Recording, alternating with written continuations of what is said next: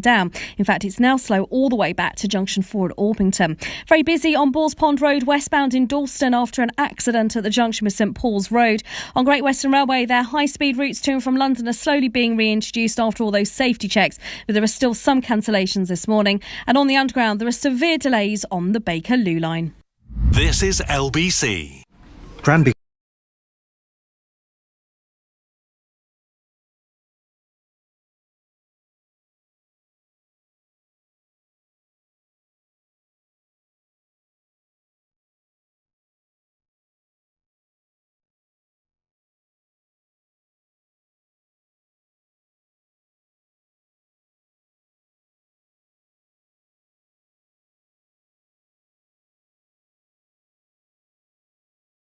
Ferrari now. 0345 6060 973 LBC.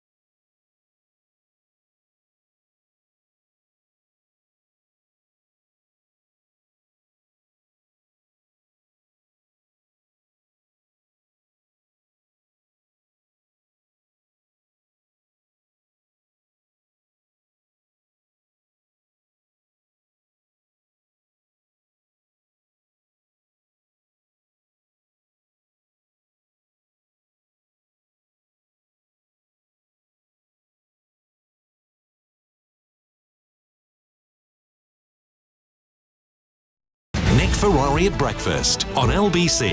Call 0345 6060 973. 9 minutes before 8 is the time. Now, how many times has the Prime Minister talked about necessary to turbocharge the economy, to fire the starting pistol? It is like a bottle of champagne waiting for the cork to pop. And for that to happen, of course, we celebrate the news. Pubs and restaurants can serve customers indoors. The rule of 6 still applies. People can meet in groups as of today. Overnight stays with people not in your household. Hotels, hostels, B&Bs can reopen. It all seems to be good news, but we are told we must apply a fair degree of caution.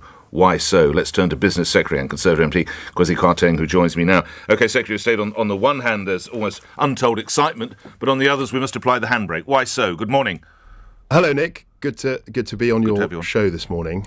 It's always been a balance. So when the Prime Minister came out with the roadmap, it was on the 22nd of February.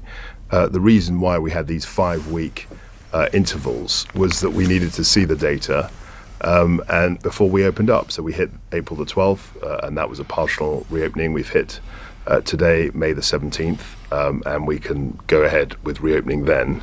The next big date is June the 21st, but what we can't do is guarantee reopening. And of course, we're looking at the data. So what the Prime Minister said very clearly is that, yes, we're reopening partially ahead of the 21st of June, but we've got to behave sensibly. We've got to exercise some caution, because if things people get too carried away, we could jeopardize the ability to reopen on the 21st of June. But Secretary of State, how do you go to the pub or a restaurant with friends with caution? How do you do that? What should you not do or do?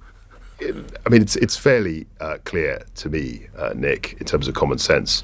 What you can do is socialise in a normal way, but obviously we'd advise ordinarily against excessive drinking, endangering people, getting too many large groups together, if that can be avoided, and that's what he means, is that we need to be cautious, because if we get too carried away and the mutant variant spreads too quickly, that could endanger our ability to open up on the 21st of June. OK.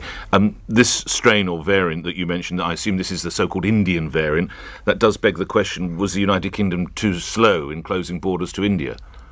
I don't think we were. India was put on the red list on the 23rd of April. Before the variant was even identified, we could see that there was something wrong. And even if you arrived from India before the 23rd of April, you had to have a quarantine, and there were measures in place to restrict the danger. Now, it's easy with hindsight to say things could have been better or quicker or all the rest of it, but I think there was a balanced approach. I think the 23rd of April was fairly early, so a month ago now nearly. And we've managed to contain this variant, principally actually, because of the rollout. The rollout's been very successful. Something like 36 million people so far have had the first dose, 20 million have had 2 doses, and we're very confident that the vaccination will deal with the Indian variant as it has done with other variants of coronavirus. Now, the Prime Minister has spoken about turbocharging the economy, firing on all cylinders or whatever it be. He's also said that it's an irreversible roadmap. Can you tell me here and now then that until the hospitality and other industries, there will still be, June the 21st will go ahead, they will not have to close their doors again, Secretary of State? As a Business Secretary, I'm absolutely committed to the 21st of June.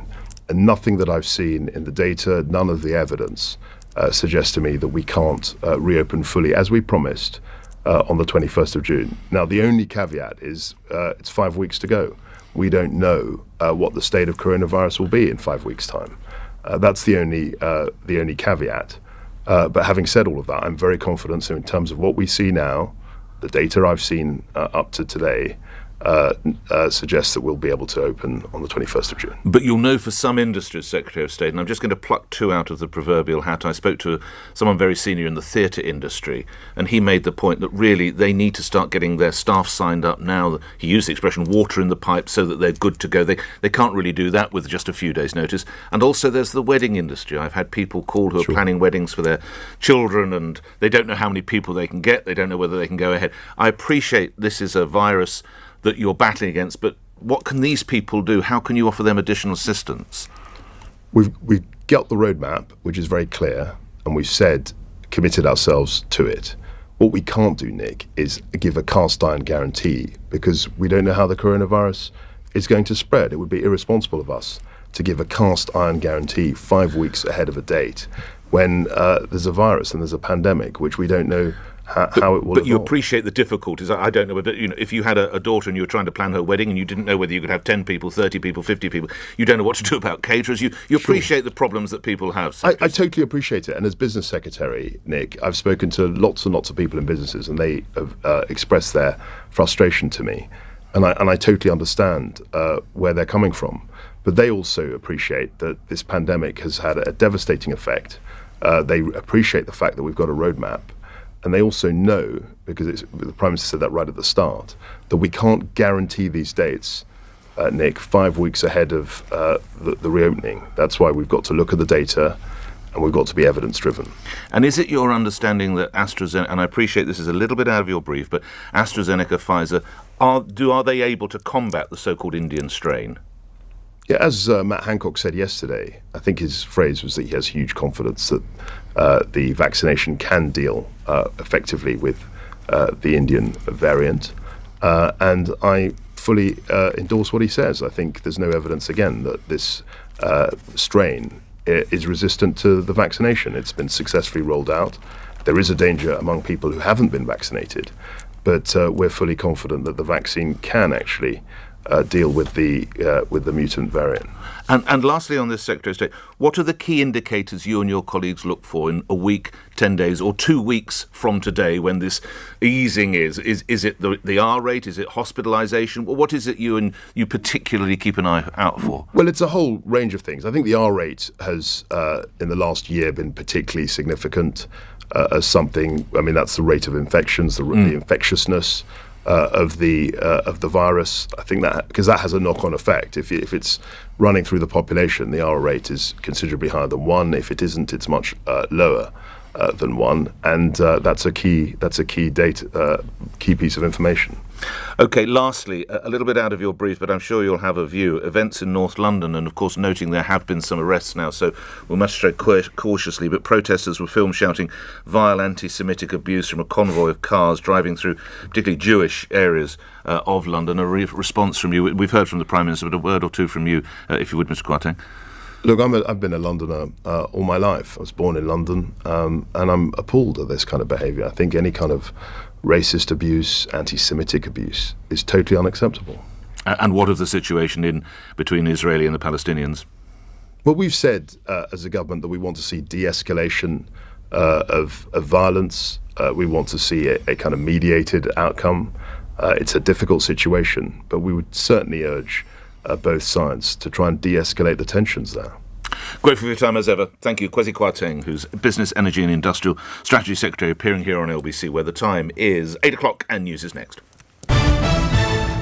On your radio, on Global Player, and Play LBC. leading Britain's conversation. This is LBC. From Global's newsroom at 8 o'clock, millions of people across the UK are preparing to take advantage of COVID restrictions being relaxed. Pubs and restaurants can now serve customers indoors, and in England and most of Scotland, people can socialise